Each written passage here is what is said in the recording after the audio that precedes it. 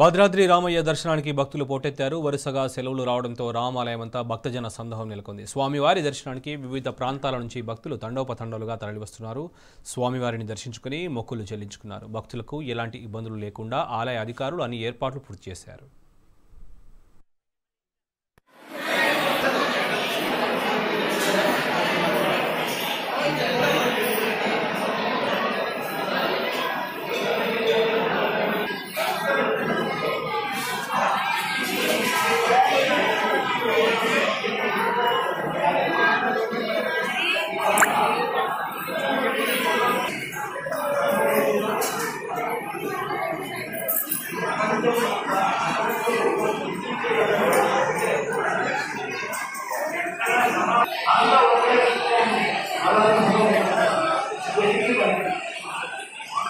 సృష్టించుకునేటువంటి ఆటలో మనం ఎలాగైతే ఆనందాన్ని పొందుతున్నామో భగవంతుడికి ఇదంతా కూడా ఒక ఆట అన్నమాట.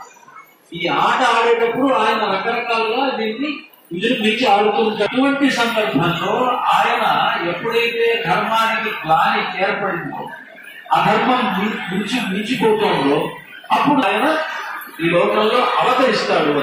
ఈ ఆడుతుంటారు.